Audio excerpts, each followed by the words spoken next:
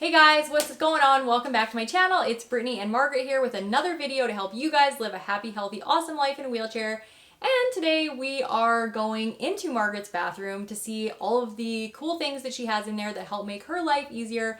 As a quadriplegic, she bought a house that was an older bungalow, if I am correct. Built in 1951.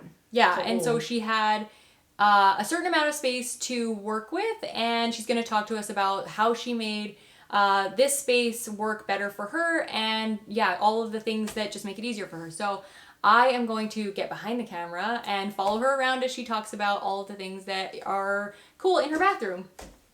Awesome. This was a bedroom that we closed off the doorway to the hallway and then punched doors in between the master bedroom and here. So was it 2 bedrooms in a row then? It was 2 bedrooms in a row. So I'm gonna just spin around. I'm in the master bedroom. So it was 2 bedrooms in a row. Which is small by today's standards, probably. Yeah, probably really small bedrooms. Yeah. And then the bathroom was just a standard bungalow bathroom that was not a there was no such thing as en suites in 1951. Yeah. At least not in my life and not in this neighborhood. So this bathroom was your standard bungalow bathroom where you walked in. There was a door here. You walked in and there was... Was this the main bathroom before? This was, yeah. Oh, okay. So there was a tub along one side and a corridor, and then toilet, sink, tub, toilet, counter, and sink. And so like a straight shot kind of thing. Yep. So come on in, and we originally put in a wheel-in shower with a curtain, and I hated having a curtain stuck to me all the time. And for me, using a commode chair to get in and out of the shower, that had all kinds of logistical challenges. Like I had to get my chair out of the way and somehow get my shower chair in so I could get on there. So it wasn't really, I couldn't really be as independent as I wanted to be. So you didn't use the wheel-in commode thing? Not for very long, no. I had my husband build a wooden bench, and then I had an upholstered cushion made that's got, this is marine upholstery. Is this the same cushion you had in? Yeah. I've had this thing for, I think 12 years. Was it the wooden bench was that same size? Exact same size, yeah. And so we put it in place where I would normally have wheeled in here. And yeah, so this is, it's been, the cushion underneath is really, really dense foam, so I don't sink into it a lot. Is this the same, so this is renovated after, so you took the wheel-in shower out and just put these glass sides in? Yes, to give more visibility, more space. And I just didn't like the feel of being closed in shower with a shower curtain. Yeah. Okay. So can you shower in here without the shower curtain? Like it doesn't get anywhere? No, this is a wet room. So water can get everywhere, and it all, for the most part, runs towards the drain under here. If you take a look, you can see that the cushion overhangs the bench. And the reason I did that is so that when I pull my chair up, I can snug in really tight to the surface I'm transferring to, and my chair frame doesn't bang up against the hard surface. Okay. And did you do that so you didn't want to scratch your chair? I don't want to scratch the, like, whether it's a tub or the I see. And I don't want there to be a gap. Like if you take your camera and do a down shot, you can definitely see I have less than a ½ inch gap between the edge of my cushion and the surface that I'm going to. So one of the things that a lot of people are surprised to know is that I don't use a transfer board for very many of my transfers ever, because the more stuff I have to drop on the floor, the more stuff I drop on the floor. Yeah. And that tended to happen an awful lot. So I try to engineer the spaces that I live in most of the time to be fairly even transfer. Like the same height as your wheelchair? Same height, or for sure within a couple inches. Okay. And one of the things that I do that is maybe also a little bit odd is if I'm going to be going with like a naked butt somewhere, especially in and out of the shower, or if I have bad shoulders, I use this bad boy, which I don't think a lot of people know about. What is it? It's called a transfer slide. So it is a nylon tube. It's like it's just like $30. Oh, like your hands can go straight through it. Yeah, and you don't have to really finesse it a lot, but I tuck it under my bum and thigh. Get with my leg tossed over so that I can really get it. So I can really get over, yep. And get a lot of it underneath, and then I get that leg back again on the footrest and try not to, break your heel in the process.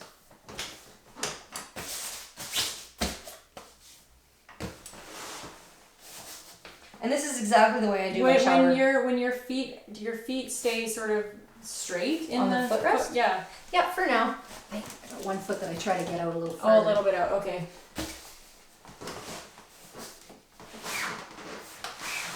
And you just sort of slide. Yeah, and it creates a frictionless slide. Oh, okay. And I don't like almost never drop this thing because you can sort of tuck it in beside you. It just is a little bit more easy to handle, and it's got no weight to it. Yeah. Yeah. I was waiting for a spasm to ride out. Yep.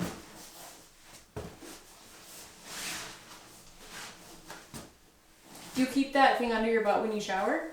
Nope, I pull it out and plunk it on there. Okay.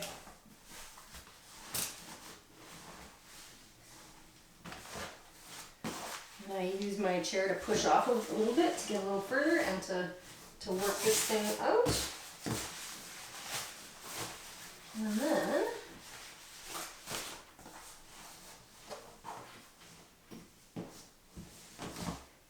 I put this chair in two different places. Today I'll put it this way, but I often put it where you are. Okay. Just because it's the most water. It's the least likely to get wet. Oh, okay. But if I've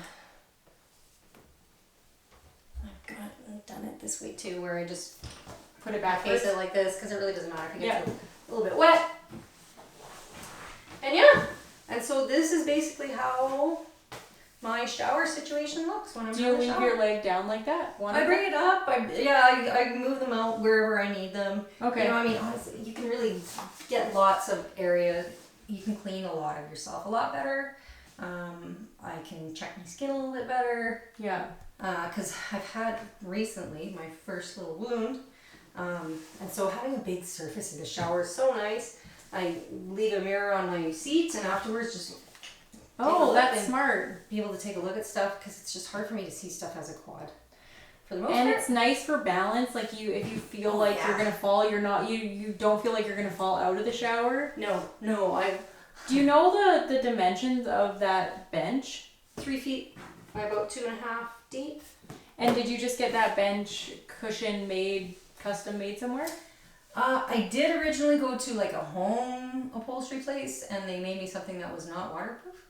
Oh. So I took the cushion underneath and went to a place that does upholstery for boats.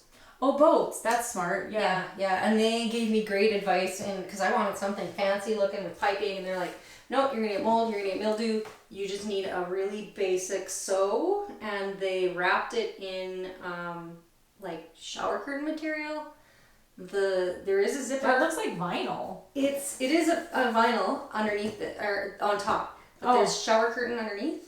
And then this vinyl is, it's weird stuff, because if you get a little bit of water under it, I can slide, but not very far, not for very long. Like it's got some stick even when it's got water on it. Oh, okay. And then, so it is zippered, but they silicone the zipper shut to keep it watertight. And so this has now been 9-10 years. Yeah. Cool. I mean, it doesn't stink. It's not a, yeah. The fact that I sit in the exact same position, there's a little bit of a dimple in the cushion, but other than that, it's good. Other than that, it's pretty good. Watch you come back in your chair. Yeah.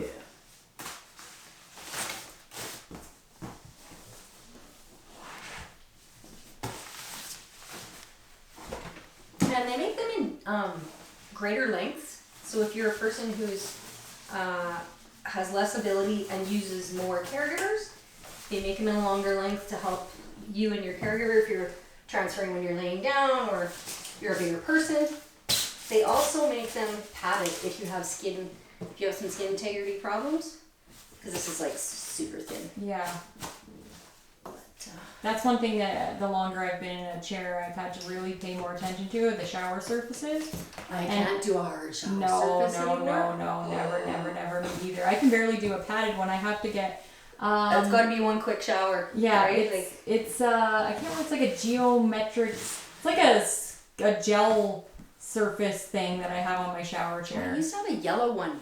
They look like gummy bears. Yes, almost. very similar to that. Yeah, and I'd like to get another one because they're great for travel.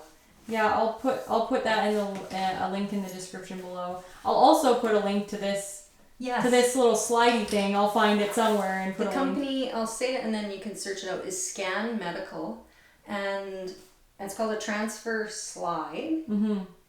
And I get mine from Healthcare Solutions in Edmonton. Yeah. But they will ship anywhere in Canada. Okay. Yeah. And I've got these everywhere. I've got one in the garage to get in and out of my bike because there's some hard surfaces.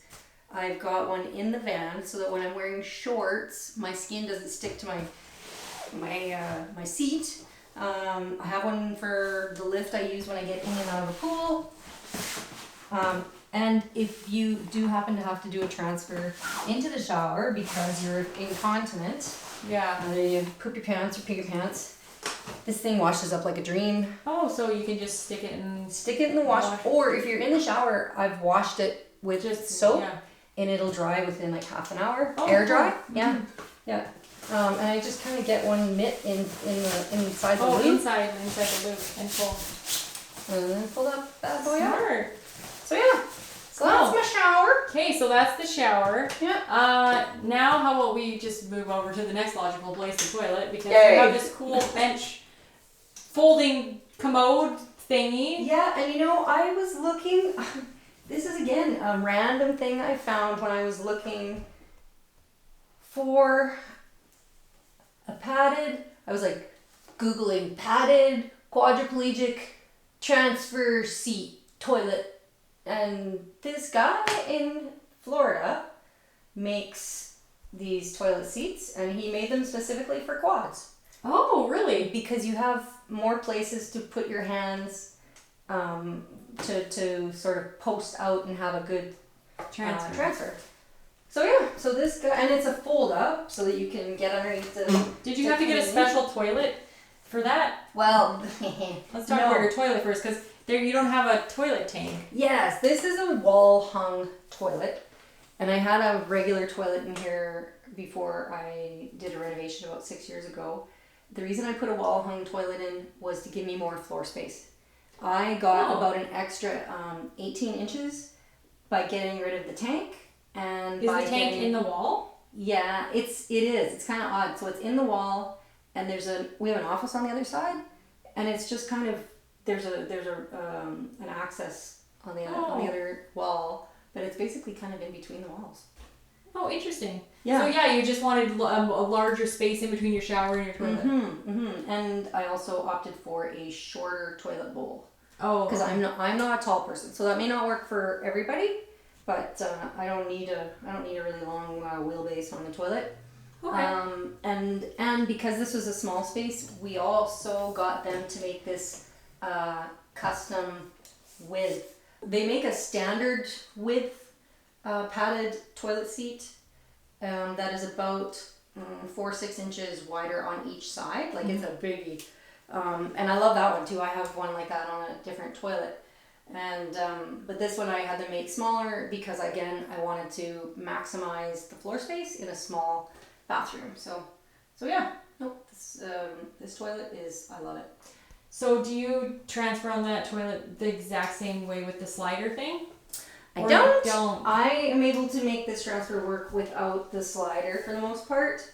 I think I've never used the slide to get on and off the toilet. But I could foresee that I might if I was really having a hard time with my shoulders. But this is exactly the way it happens Oh, you can just push up, kind of. in real life for me. So it's not like swift and like it's just slide, Nope. slide. Careful and steady, small movements. I remember you saying something about that toilet, or I mean the toilet paper thing. Is it a grab? Yeah, it is. It's an ADA approved grab bar. Okay, and I'll put a link to that if you Yeah, can tell me where you've gotten it. But I'll try and find it. I think it's a I found Moen. it before. I think it's a Moen product. Yeah. Just kind of make sure your So butt's in the middle. My hole lines up with the other hole. Yeah. And yeah, and of course, as with all grab bars, this is reinforced behind it. So just because you buy a great grab bar doesn't make it a grab bar if you don't have the reinforcement. So I know somebody's gonna ask this. How do you do your bowel routine? Like, do you go to the side between your legs? I don't do digits. Oh, you don't do digits. No. You just wait Nope. I just hang it until it all and stops. relax.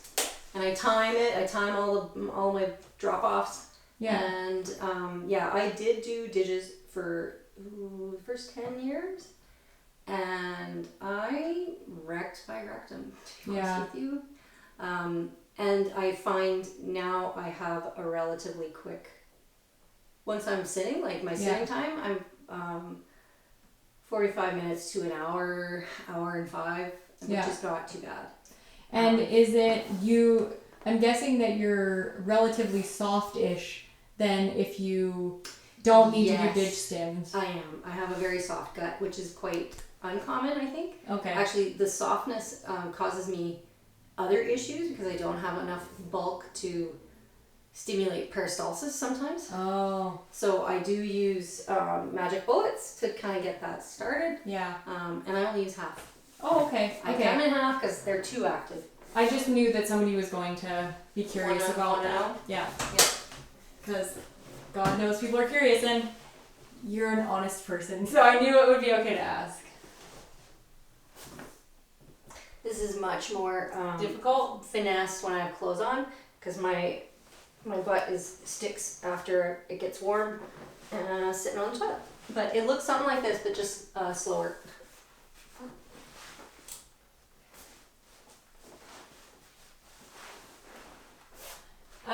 Have you always been independent in your bathroom transfers? Or do you have anybody help you in the bathroom or anything like that? I am independent, not fast, as you can see. So Monday through Saturdays, I actually do have somebody here who's helping me do a variety of things. And so sometimes I will have someone hold my chair while I'm hopping on the toilet or in and out of the shower. Help me a little bit if my legs get out of the way on me. But when I would say I am not independent in the transfer to and from the toilet, and definitely to and from the shower surface, is when I'm in a space that I'm not familiar with. Mm-hmm. So, like a wheel-in shower in a hotel room, often they make them, the slope is really aggressive, and so my chair is very tippy, and my transfers aren't very safe. And the toilets often are not great in terms of being able to put a portable toilet seat over. I have found a really good portable toilet seat that I use now that I travel with. It's an extra piece of luggage, but whatever. It makes me safe. It makes me as independent as I possibly can be, and so. Okay. Yeah. I was just curious about that because I thought maybe people would be wondering if you were always independent in the bathroom. So sounds like mostly with just a little minimal kind assistance. of a minimal assistance with kind of a spotter. Okay. Yeah. Sink area. So the sink, if you look down, it is wheel under, but it's all wheel under. I didn't put almost any storage underneath because again I wanted to maximize turning radius and floor space. I do have some very shallow drawers, just with some little basics in here. And yeah, so I got those guys.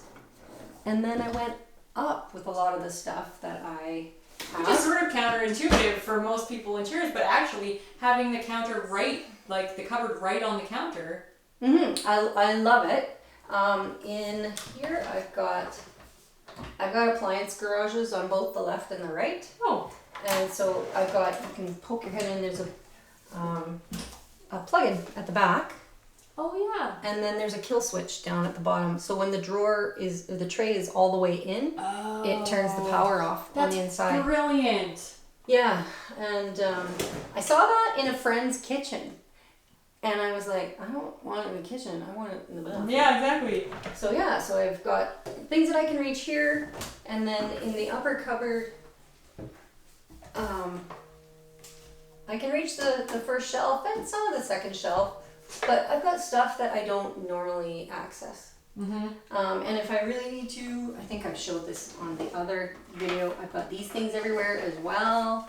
These little sticky reacher sticks. Oh no, you didn't. We didn't show that no? in the other video. No, we've never showed this. Okay, so let's show this. Yay! So this little sticky reacher thing, I will put a link to in the description below because this thing is neat. It's called Telestik is the brand, with just a K I think at the end, and it's got a little cover on it, and the tip is, I don't know if you'll get to see much, but it's just a sticky rubber. Oh yeah. Tip. Yeah.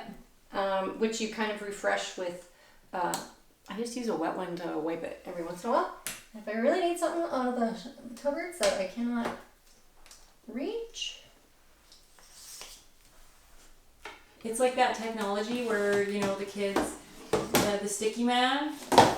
Yeah, it's exactly the same stuff. Where they throw it and it stretches. Oh, you just watch. I ended up getting paper all over this. It's going to be a bitch to get this thing off. Anyways. Hope you're okay with some swear words. Yeah. And then the other little piece that's on here that helps me out quite a bit is this little weird edge. What did you just grab down? Kleenex. Oh, I'm like, what is that? It's like it's supposed to fit in a car cup holder. Oh, I was like, it doesn't. What the hell is that? It doesn't at all. Oh, here we go. There goes my teeth. This other little piece that sticks out, I often use it to pick up. Oh, let's see. Now let's make a liar out of me. I'll get that little. Oh, I see. We edge. need the little edge. Gonna make a liar out of me. Actually, this is the way it looks half the time. I spend an inordinate amount of time trying to pick something up off the floor. Oh, I get it. And then it's like you hook it. Or if I get it underneath my chair then. Hey, you're almost there. Yeah. Oh, look at you. Yay me. And then one of the other things that I like to do for my bowel routine to work well is to have something. Look at that. She's got a coffee maker in her bathroom. Well, I used to have a coffee maker when I was able to love caffeine, but it doesn't love my bladder back, so I just do decaf tea now. So, yep. And then this is the other storage you have? Yeah, and I put drawers. Pull-out drawers in here as well. And there's stuff that when I'm cathing, I'm perched kind of near the toilet. I can open this door and I can reach things that I need that are in here that I need to do to stuff with my lady parts. Yeah. That's awesome. Yeah. And then that garbage, does it have is it automatic? This isn't fancy. This isn't super fancy other than, you know how you have garbages that are step cans? Yeah. This is the same thing but a touch bar. Oh. So I can get close to it, open that up, and Simple Human makes this. Another thing I'll link to, because who hates anything more than a step can? They don't work. Yeah, and normally they're all grubby on the top, so if you have to open it with your hands, it's nasty. A lot of the things I'm showing you are things that I can do. I don't do them without a lot of energy output. And so that's really why I have a caregiver in my life 6 days a week. Yeah. And why, for the most part, I managed to keep my shoulders fairly healthy for 30 years. Just a question about that. I have some friends that feel like it's a defeat if they accept help, or if they, if they could use a caregiver, but they don't want to.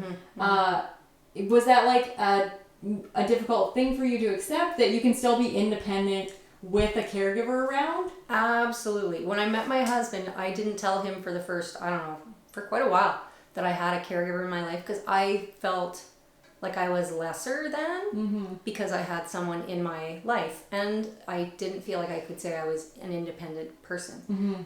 But I am independent in the life that I choose to have. And I know that, so for instance, when we go on vacation, my husband will help me with some things, but I do many things by myself that I would normally have someone help me with parts of. And I find it really exhausting. I find it exhausting to be a quad.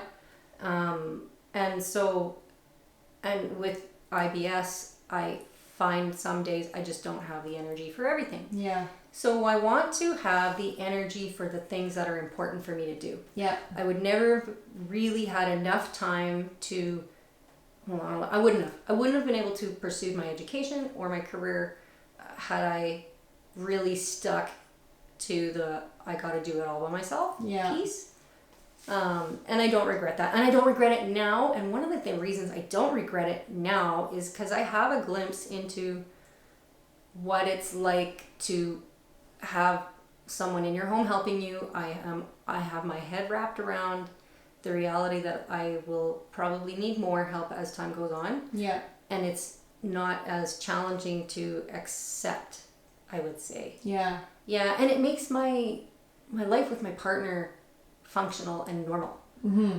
So you're not crossing boundaries absolutely that you would otherwise not prefer to cross, and it's okay if that is in your if that works in your relationship.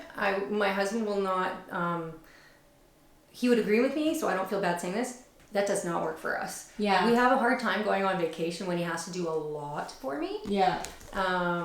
And some people would say, oh, he's an asshole. Well, no, he's not. He's a human being. And he's being brutally honest, and I'd rather him be brutally honest about those things. So, no, I don't feel guilty. I don't feel any of those things. This is what has kept me out of the hospital. It has kept my shoulders healthy. It's allowed me to see problems with my skin before they became really big problems. Every year when I meet up with my coordinator, they say we're always surprised at how healthy you are, how you have not had major injuries, major skin breakdown, and that they see that my partner and I have lasted this long. And I think the important thing for people to recognize is that independence is about control of your circumstances. It's not about being able to do everything on your own. It's about making the decisions in your own life and controlling the circumstances by which you live. And so I think that's an important distinction, because some people think that if they have help, they're not independent. It's living on your own terms. Exactly. And even as an able-bodied person, if you are continually curtailed by virtue of other people trying to imprint themselves on your life, you are not independent. Exactly. So it isn't about cutting my food or wiping my ass or walking. So it's about deciding when those things are going to happen.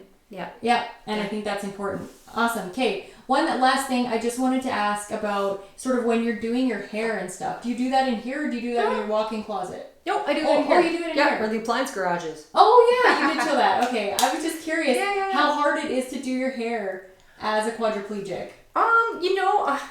I've had many different variations of hair over the years.